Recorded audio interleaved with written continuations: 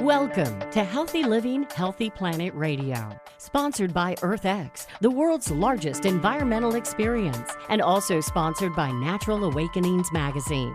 Live your healthiest life on a healthier planet. Now here's your host, Bernice Butler. Welcome to Healthy Living, Healthy Planet Radio today. We're now in our second season and more excited than ever to continue to help you explore and understand the unbreakable relationship between your health and the health of the planet. We look at the hottest topics related to our environment and its sustainability and how they affect your health and wellness. Here, we look at issues like climate change, plastic pollution, extreme weather events, and others as they meet up with everyday impacts like allergies and asthma, digestive issues and gut health, cancers, lung, heart issues, and more. So listen in today as we interview some very exciting experts for today's show on Are Fossil Fuels Really Dying? How are we replacing them? The environmental and health consequences. And I am very excited because we have an expert from the academic and research side, and then we have what I like to call an on-the-ground expert who actually does research and consulting working with consumer-oriented companies. So this is going to give us some really exciting and interesting and different perspectives. Is the fossil fuel industry dying? How reliable and economically viable are renewable energy sources to replace fossil fuel? Some say that the fuel companies are set to face terminal decline because of falling demand and higher investment risks caused by competition from clean technologies and tougher climate and energy security targets. The value of oil, gas, and coal reserves is set to sink by almost two-thirds, which could send shockwaves through the global economy with impacts on companies, financial markets, and fossil fuel experts. Say the Carbon Tracker Initiative, which is a not-for-profit financial think tank that seeks to promote a climate-secure global energy market by aligning our existing capital markets with the climate reality. Also, they say the process is being accelerated by the COVID-19 pandemic, with demand for oil set to fall by 9% in 2021, according to the International Energy Agency. So again, the question is, are fossil fuels dying, and what is the effect on our health and environment? And here today to start us out in helping to unpack some of this and looking at it from the health perspective is Professor Jonathan Buonocore. Jonathan is with the Harvard T.H. Chan School of Public Health. Jonathan focuses on the health, environmental, and climate impacts of energy and the benefits of methods to reduce carbon emissions from energy generation, which is commonly called health co-benefits. His health co-benefits work is focusing on understanding the health co-benefits of a carbon fee in Massachusetts, the health and climate benefits of green buildings, and applying these methods to investment portfolios. Jonathan is also working on improving the understanding of hazards posed by natural gas, focusing on less well-understood parts of the oil and natural gas infrastructure, such as underground gas storage facilities, pipelines, and processing and refining. His previous research includes the health co-benefits of installing offshore wind, onshore wind, solar, and energy efficient, and the full health and environmental cost of coal. Jonathan has also done research on health and consequences of changes to the chemical makeup of gasoline. Welcome, Jonathan. We're so glad that you could join us again this season as you were with us last season. Jonathan, what is your current research? Are you researching anything related to the co-health benefits? Yes. So I'm running a project right now looking at the health benefits of, or I guess the health impacts of extraction of oil and natural gas and the health benefits of policies that would reduce methane emissions, looking at health benefits of transportation climate policies in the northeastern United States. And I have some work that's going to get published, I think, within a month or so. I just found out it got accepted this morning, which was great news. Basically reconstructing changes in health impacts of particle exposure over the last decade in the United States. That's amazing. And you can tell us about some of those significant findings as we go along. But one of the things I want to clarify really before I even get into the first question is explain to our listeners what you mean exactly when you say health co-benefits. Sure. Yeah, so usually in the context of this, usually what's considered a health co-benefit is any kind of benefit to public health from some strategy that reduces fossil fuel combustion. Usually, but not always, we're thinking about improvements to air quality, since fossil fuels are a big source of greenhouse gases, which contribute to climate change. They're also a big source of the health burden of air pollution. I think a week ago, I think it was when that paper got published by folks also at the school with me, who found that about 1 in 5 deaths worldwide is attributable to fossil fuels. On top of those health benefits due to air pollution, the other one that's most common is increases in physical activity. So if you get people out of cars, usually they're walking, biking, taking public transit more, and because of that, they're getting exercise. Jonathan, start us off, if you can, by breaking down and perhaps framing for our listeners the connection between fossil fuels and energy production, and most of all, why they must care about energy production.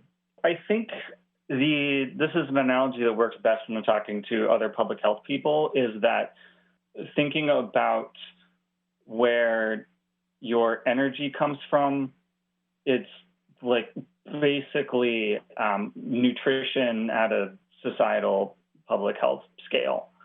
And what I really mean by that is that, we're dependent on, my computer's running off electricity. I have oil heat from a radiator from a tank that's in the basement right now. My computer's running off electricity. We have the internet, which is obviously running off of electricity. So there's a lot of things that we want to do in the world that depend on energy. And, if it was okay to leave the house and go visit people, we'd be probably consuming fossil fuels to drive and fly and whatever else. So there's a lot of things that we want to do in the world that are dependent on energy. So it's really important in that way. And again, and it supports health in that way. But from the other side of it, there are these big impacts to public health from consequences of combusting fossil fuels. So we've been talking about air pollution a lot. And the other big one, obviously, is climate change, since fossil fuels contribute about three quarters of the greenhouse gas emissions. Again, they're related to climate change. And there's other health impacts related as well. Acid rain and potential health consequences of the ecological consequences of that, nitrogen deposition, and all sorts of other things that people may be that may affect consequences to people's health may happen due to combustion of fossil fuels. Those direct health consequences. So, Jonathan, what are perhaps some of the various offshoots or perhaps unintended consequences or offshoots of fossil fuel, other than those that are more direct, which are put in the air? Yeah, I guess using heat as a good example. Like I said, my apartment is running on oil. There's a lot of people in the Boston area that are consuming gas to keep themselves warm, and I think it's fairly common in a lot of areas of the country to have heat coming from gas. So, it doesn't just magically appear from nowhere. It had to get to your house from somewhere. So, in the case of Boston, the one that I'm most familiar with, starting from the home, gas runs through the citywide distribution system. Going back from there, it eventually connects to usually regional pipelines and eventually to a wellhead or gas-producing region somewhere. And I think in Boston, a good portion of our gas, it comes from either the Marcellus Shale in Pennsylvania, so potentially coming from hydraulic fracturing, or similarly coming from hydraulic fracturing happening in Texas and other areas like that, New Mexico as well. There can also be a little bit of gas that comes in that gets imported, and actually comes in through the port, basically, comes in on an LNG tanker. So if you look back through that, there's pipelines. It took pipelines to get gas there. Those pipelines have compressor stations, which are necessary to keep the gas moving. Those compressor stations are fueled by gas or by diesel, which emits air pollution. going back from there, there's everything that it took to sort of refine the gas, so that's removing the impurities, removing the water, and getting it up to sort of what's called pipeline grade gas. And moving back from that, there's all the impacts of the extraction from gas at the wellhead, which possibly was done through hydraulic fracturing. So that means water pollution, localized air pollution, and sort of land use change and air pollution from the land that it took to clear to make the wellhead to drill the well in the first place.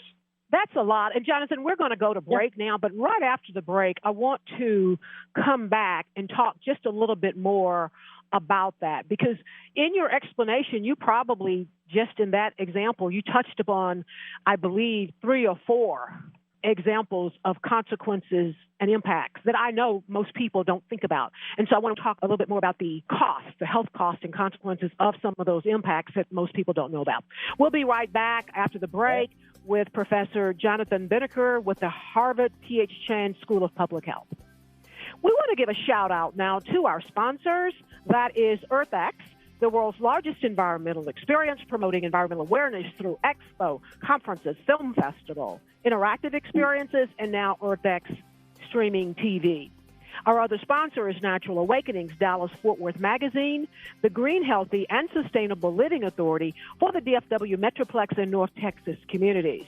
Print issues of Natural Awakenings can be found in all Whole Foods markets, natural grocers, Central Market, sunflower shops, and many, many other locations, as well as available online free for download at nadallas.com. Our other sponsor is North Haven Gardens, serving the Metroplex since 1951, the most respected horticultural establishment in North Texas, offering gardening and plant education, concierge services, DIY classes, gifts, and more. And Lynn Dental Care, practicing dentistry for over 38 years with a holistic approach, none mercury, looking at the whole body. Specializing in periodontics, Dr. Lynn is board certified by the International Academy of Oral Medicine and Toxicology. Check them out at lindentalcare.com. Thank you, sponsors.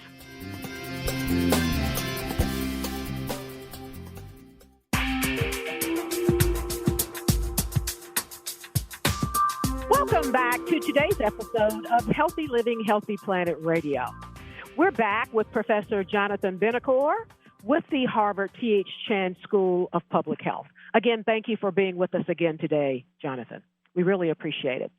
Before the break, Jonathan, you were naming those 3 or 4, if not unintended, offshoots, certainly unknown offshoots of getting the fossil fuel oil into our homes. And many of them were associated with the pipelines.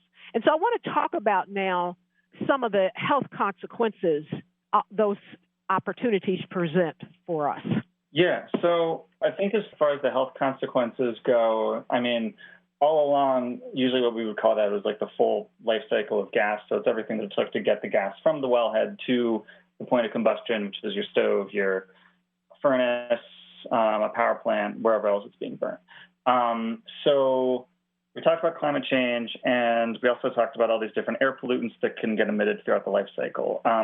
With most of those, this has been really heavily studied. There's a lot of epidemiology showing all kinds of different health effects related to increased exposure to air pollution. This includes, again, as we mentioned, premature mortality, again, that 1 in 5. But on top of that, there's increased risk of heart attack, increased risk of stroke, hospitalization due to respiratory cardiovascular disease, increased risk of autism spectrum disorder, low birth weight, preterm birth. The list can go on. There's probably a lot more that I'm forgetting. But part of the hazard really is that the particles we're most concerned about is called PM2.5. So these are particles that are small enough you can fit 20 of them across the width of a human hair. So because they're so small, they can get deep into your lungs. And when they get deep into your lungs, they can get into the region where basically oxygen is exchanged between your lungs and the bloodstream. So they can cross that barrier, and they can get into the bloodstream.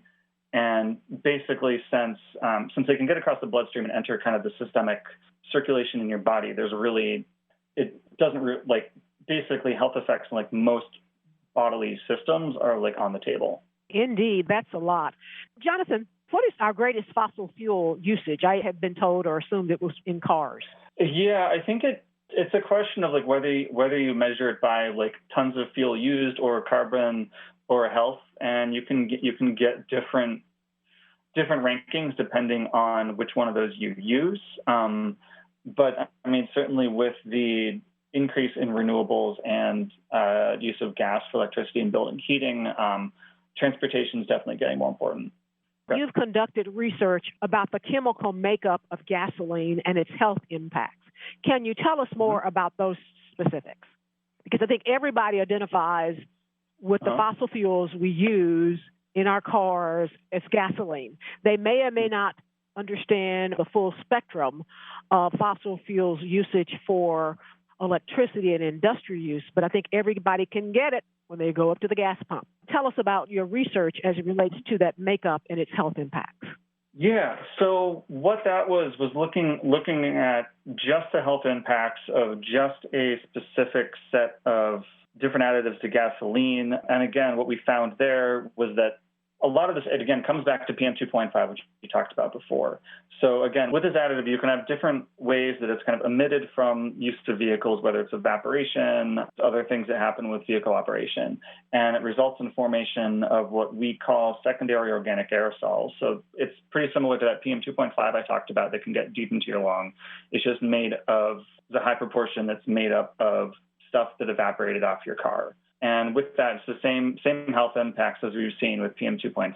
So again, premature death, heart attack, stroke, respiratory hospitalization, asthma, and birth defects, among many others. Is this additive something that is common in most gasoline that is in usage today, or what? I think it still is, yeah. Is there any further studies anticipated so that you would anticipate, since we know this, that additive could be diminished or taken out? There's been a little bit focused on sort of, and I guess kind of the impetus of that study as well was it was kind of looking at different trade-offs between that and sort of other different fuel blends. And if I remember correctly, that's the study, we sort of discussed that in a way when there's thought around replacing that with the use of ethanol from corn. To kind of look at the different emissions trade-off there, since that the effect of the secondary organic aerosol was just less understood in terms of the health and the emissions profile. There hasn't been really much since then. Speaking of fuel blends and additives, have you seen that over time trend better or worse? Because that is something that's in our control. The blend of the fuel or the chemical makeup of the fuel, I have to think, I know, is more controllable perhaps than our ability to wean ourselves off of fossil fuel. So where has that been? Where's the trend there? I think the more kind of useful thing that's in people's control is just, in general, their transportation choices. So that's your selection of whether you drive at all, and if you have to drive, which type of car you drive. And to the best of my understanding, there's been a bit of kind of a split in terms of what people are buying, where you've seen a fair amount of growth in like hybrid vehicles and plug-in hybrids and electric vehicles and that kind of thing. But on the flip side of that, you've also seen an increase in production of trucks and SUVs, which just consume a lot more fuel than smaller cars. Indeed. You know, if I were in the fossil fuels manufacturing business or an oil company, I think I would very much seek to make them cleaner so that people wouldn't be trying to transition away from me. But that's for another show. Now, as we talk about transitioning away from fossil fuels, how do you think we're doing? What do you see in your work as to how we're doing and where we're transitioning to? And do you think we can ever leave fossil fuels completely? So the number really to keep in mind here, it's kind of a strange one. And this might be a tiny bit outdated at this point, but it's 7.6%. That's the amount by which we have to reduce our greenhouse gas emissions every year until we get to zero, according to the UN reports, to meet our goals of 1.5 to 2 degrees. that number is definitely subject to revision. And, the interesting question now is, we've seen frankly, fairly modest decreases in greenhouse gas emissions due to the lockdowns due to COVID. And there's some kind of initial accounting seems to indicate that for everything that we gained by just not moving has been offset by the big fires in California. So there's really been no change in just the concentration of CO2 in the atmosphere. Really, the big question to me now is how we're going to get out of this pandemic and what investment choices are going to be made. Because that will really kind of set the trajectory for the next decade or two, probably. Yeah, because everything I read and hear is that we're probably going to have to totally do a reset on climate change and energy use and carbon reduction after the pandemic, because we've been worried about survival. And so after this, we will have to do just a total reset on all of that. Jonathan, last word. What keeps you up at night about energy production and health? What keeps me up at night about energy production and health? Two things. So this is, in my mind at least, a underappreciated concept, which is the concept of committed carbon. So similar to pipelines and power plants and all this stuff, so you build the infrastructure, and there's an expected lifetime. So behind all these different pipelines, power plants, buildings, whatever else, there's an investor who wants a financial return. So once something gets built, there's a big incentive to keep it in place and keep it running as is. So, if you build, nobody's going to build a coal plant or a gas plant tomorrow and then tear it down in 10 years because we need to meet the climate goals. That's just not, financially just not going to happen. So that idea of committed carbon and just I think it's led to us really kind of underestimating how quickly we have to transition away, because there's a lot of stuff that's got built now or soon that's going to last for a very long time. And I don't think that's been fully appreciated. Indeed. And there's a good side of that, too, like the announcement that GM made 5 days into the new administration. And I'm told that's because they'd already made a lot of capital investments toward electric vehicles. So, again, that has a bad side as well as a good side. But, Jonathan, you've been most helpful today, helping our listeners understand this a lot more. So we appreciate it. We have been with Professor Jonathan Buonocore with the Harvard T.H. Chan School of Public Health. Thank you so much. We'll be right back on the other side with part 2 of our show with Elizabeth Parks as we talk more about fossil fuels from an on-the-ground perspective with research and working with some of these companies. Thank you. We'll be right back.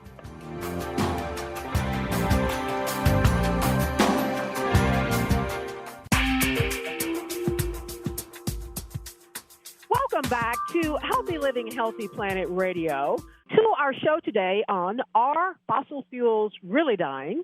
How are we replacing them? The environmental and health consequences. Because fossil fuel economy is so big, its decline could pose a significant threat to global financial stability, the Carbon Tracker Project says. Fossil fuels companies have a combined market capitalization of $18 trillion, which is 1/4 of the total value of global equity markets, and they account for about $8 trillion of corporate bonds.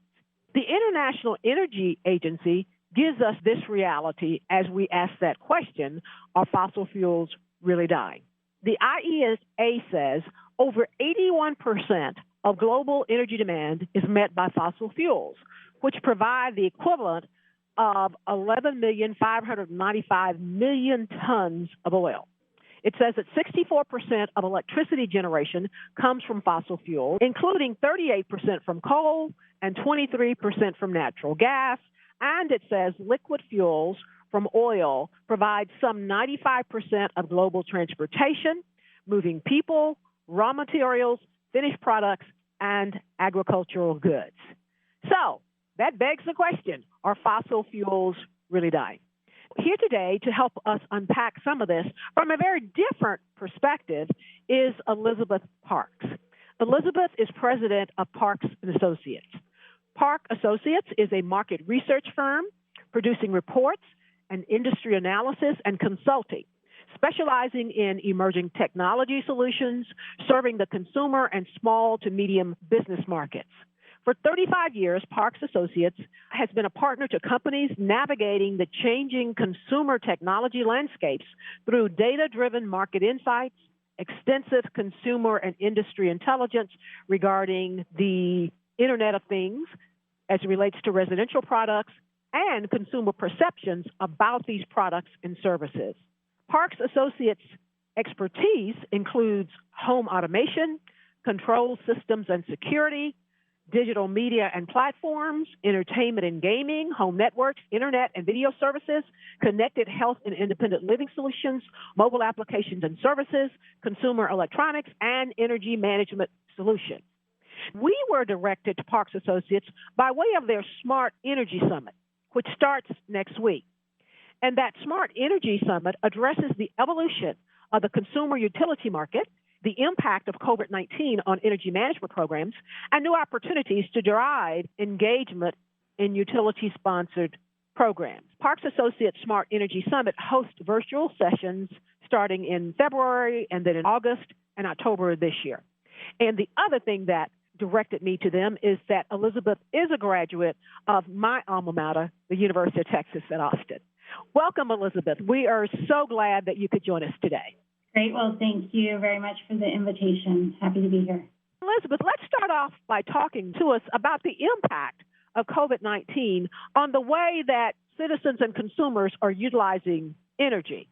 And how is this impacting the drumbeat for the death of fossil fuels and the move to clean or renewable energy? Well, certainly in our research, and we do survey 10,000 broadband households each quarter, asking about their technology adoption and use. So our latest research is certainly showing that consumers are using technology more and more in their homes, have a growing expectation for what technology can provide. And as that relates to energy consumption, there's a number of emerging devices and solutions that are getting integrated through the utility companies that can help ultimately reduce energy consumption on the grid. You say there are a number of emerging things on the market. What are some of those? Are they in place, or have they been in place long enough for us to determine the difference that they're making in behavior or usage? So we're talking about things like electric vehicles, solar panels, smart thermostats, backup generators. Certainly have seen these products be introduced into the market really for over a decade now, but with a pretty slow and steady adoption curve. So our latest research shows that 7% of broadband households, which is the majority of consumers, have an electric vehicle. 6% own solar panels. Our smart thermostat adoption number sits right at about 12 to 13% of households.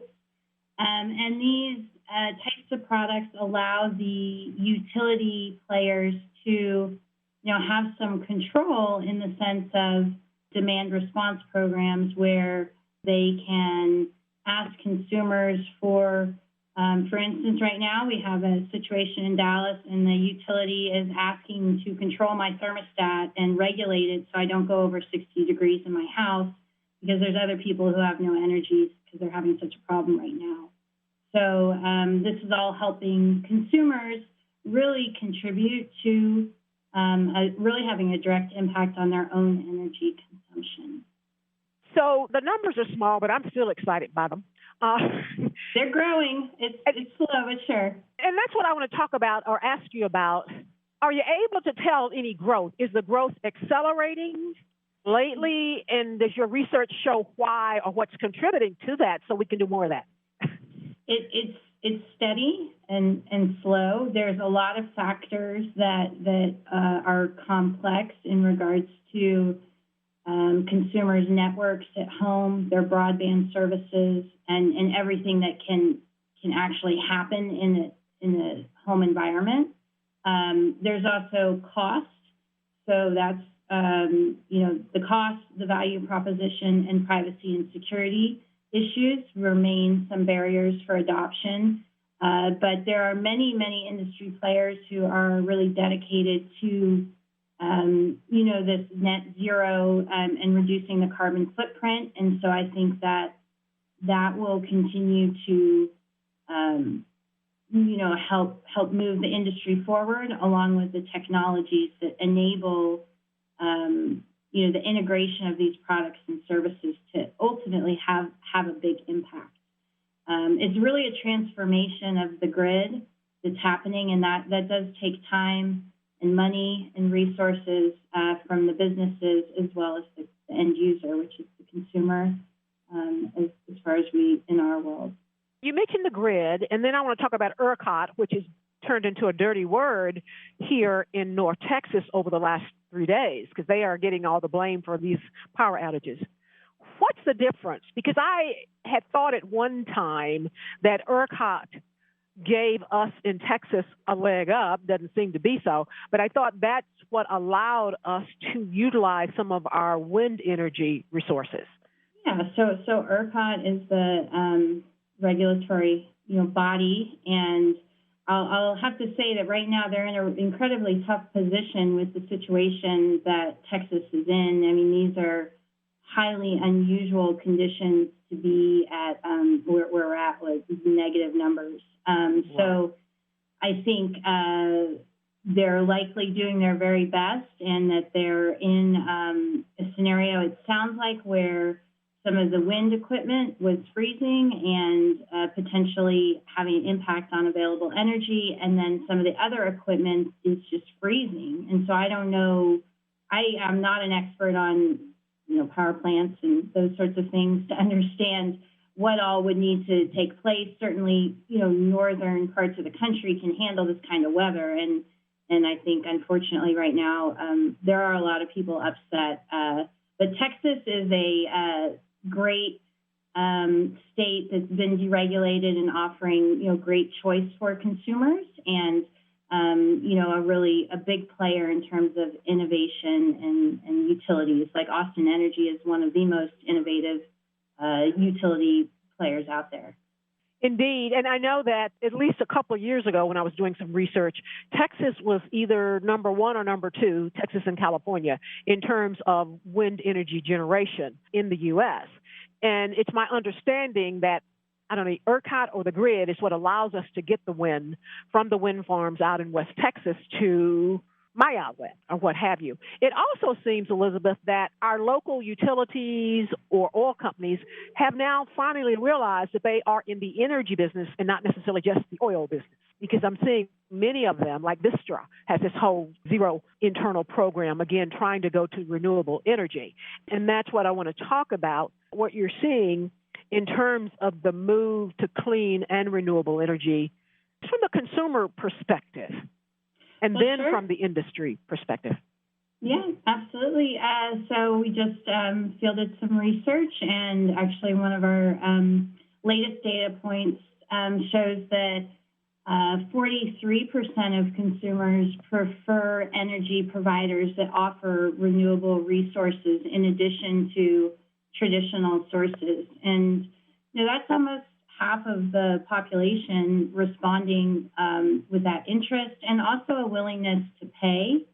So that's another question that we ask, so if you are interested, are you willing to pay more?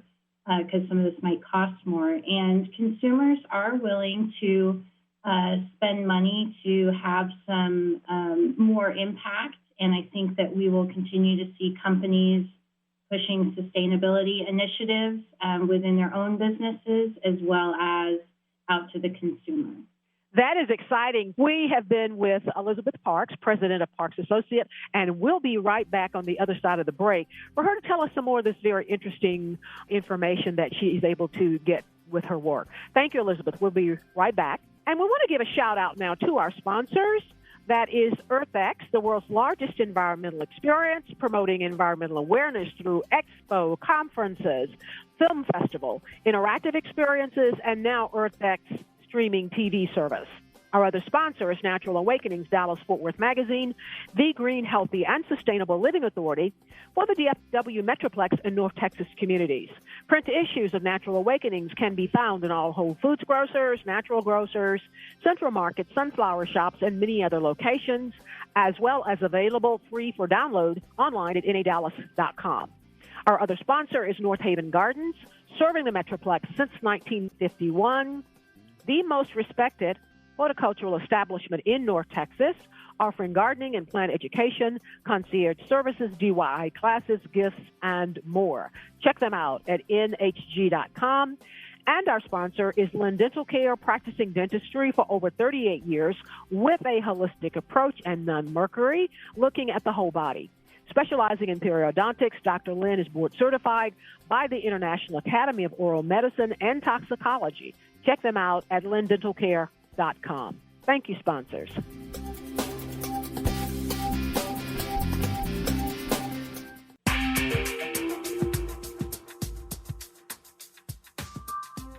Welcome back to Healthy Living, Healthy Planet Radio today. And we are back with Elizabeth Parks, and she works with emerging technology as well as a lot of the large and small to medium businesses. And before the break, Elizabeth was telling us that some of their latest research showed that about 43% of consumers said that they were willing to pay for and would use clean, renewable energy. And that just makes my heart sing. So, Elizabeth, going back to that, though, are you all able to tell any drawbacks to greater utilization, again, still on the consumer part? Well, for consumers, they have to be willing to give up control of some of the devices in their home, and for some consumers, they aren't willing to do that. So, the integration of different devices allows for data to be better understood so that energy efficiency can, be created, but you have to have active participants on both sides. And so certainly the utility players and energy providers are really pushing different types of demand response programs, incentives, rebates. You might have seen Reliant, they're giving away the thermostat so the consumer doesn't have to pay for the hardware. But the reason, there's a lot of reasons why they're doing that in the end, and that is so that they can have that energy savings event happen.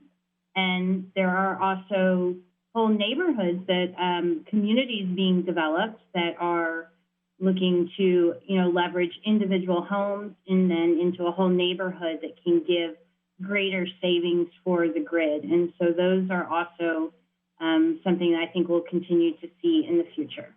Indeed. And so, Elizabeth, I know that you all do research and we talked about connected homes. Can you draw a picture for our listeners about how does a connected home help or aggravate or impact our energy usage, the types of energy used, and perhaps the transition to clean energy or not? Yeah, well, sure. So, a lot of new technology in homes or that's getting replaced are standard old types of things like a door lock that's now becoming connected and then provides an enhanced experience for the consumer. And so certainly in the energy side, you can look at things like the thermostat or even, looking at, let's say, air quality from your HVAC system. And so, for some consumers, that air quality is really important, and this speaks to the health and wellness side of what some smart home technology can do. All of the connectedness of these products enables monitoring and then different alerts to consumers, whether it be about their energy consumption or their air quality or a security event in their home. Certainly the home security players are leading with the distribution of new devices that are connected in the home. So those are all things that we're seeing. And again, all of the major manufacturers have, their products that are plugged in. And so again, let's say a TV and how much energy is being used in your home, there are now different analytics and monitoring that are being deployed through software that you could tell, how much energy is being consumed in what parts of your house. You can turn off. There's a lot of control things that can happen by the end user and then potentially by the utility company should they need to. And right now we're in a perfect scenario with, energy, and there not being enough energy in Dallas, Texas. And so the utilities are having to, shut things down just to try and stabilize the grid. So there's really a lot going on in terms of the opportunity to, have an impact with energy efficiency and the individual end user, and then, how that can be exponential. So is there an app yet that we can look at or use that tells us, you're using this amount of energy on the TV or in this room or this zone of your house or something? Yes, there are all sorts of different devices now with analytics. Certainly companies like Google with their Nest thermostat, but really a lot of the HVAC manufacturers. I got a new washer and dryer, and it's all connected. I have an app on my phone. There's all sorts of things that can be done remotely, and also to understand some of the efficiency. The government puts a stamp behind these things with the EPA, and we certainly have those kinds of experts who contribute to our events and share some of the goals that the government is looking for in terms of energy, getting to net zero and sustainability. And so those are core to the areas we cover on the policy side as well. It's good to hear of some of these things that are happening that have the potential and that indeed will get us further down the road toward clean energy. Now, Elizabeth, in the utilities industry, in my research, I keep running across the term Distributed Energy Resource Management, or DERM. Why is this important? Why is this something that ordinary folks in their everyday lives might want to know about? DERMS is a pretty technical term, and that is really, stands for Distributed Energy Resources Management System. So it's actually a platform that helps connect, the operators to the DER, which is Distributed Energy Resources. So those are things like the solar panel, the thermostat, the battery storage in your garage, your electric vehicle. And so those are individual sort of local generated units of energy that are on the small scale and then connected to the grid. And so if you can have small bits of energy savings all over the place, that adds up to a lot of savings. And so utilities are really working to have all sorts of little savings events everywhere, and then ultimately that will add up to a lot of savings on the grid. It's all technology. It's all technology working in the background. It sounds like something for the future that can really be helpful. It sounds like an Alexa, and you've got lots of equipment going into it. It goes in there, and then from it goes to the big grid to be shared with or controlled by perhaps the utility company. And so in my mind, the next step is you getting a cost reduction on your utility cost. And the utilities do have specific programs where they say if you do this and that, then we'll give you, we'll charge you less. So the smart meters are also playing a really big role in this whole story. So that's exactly right how you described it. It sounds like it has a great potential for the future. Do you see the DERMS going to help answer that question? Are fossil fuels really dying? It seems like they can help fossil fuels to die. Is there a connection? Well, I think there's going to be continued growth in looking at renewable resources as a solution for energy. So I don't think that's going away. Whether it fully, takes over our traditional sources of energy, I don't know. Our professor might have a better answer earlier, in that it still remains to be seen. But certainly is a big topic on the corporate side and on the consumer side that I don't think it'll go away and will continue to grow. And that's a question that I had been asked is how will the transition away from fossil fuels proceed and which fuel use will diminish most quickly and then which one will take the longest? And I've had a lot of conversations around that by way of our expert guests lately. But what would you say, which one will diminish most quickly and which one will take the longest to diminish? That's $1 million question, pretty complicated markets we're talking about. I think what I could comment on firmly is that, there's a real opportunity to leverage technology in the home to help create energy savings events, and that drive with innovation and integration of devices and services is going to really continue. Consumers expect technology to, make their lives better somehow. That's why we all have technology and keep growing, and that's gonna continue on. So I think more and more utilities are going to be looking for renewable sources to serve the consumers and the grid, and that we are in the midst of a big transformation as we speak. Indeed, we are. And I think I've gleaned from my conversation here today with you that technology is going to be right smack in the middle of that and make a great big contribution. Thank you so much, Elizabeth. You've really given us a lot of insight from a very different perspective, but very important. Thank you so much. We've been with Elizabeth Parks from Parks Associate Research and Consulting Organization. Thank you so much. And thank you for listening in today to Healthy Living, Healthy Planet Radio. The conversation starts here, but our goal is for it to continue in your home, in your social circles, your workplaces, at the water cooler, and in the grocery checkout line, so that we can all work together to realize that healthy living is simply not possible without a healthy planet. Our culture is a result of 1 trillion tiny acts taken by billions of people every day, like yourselves.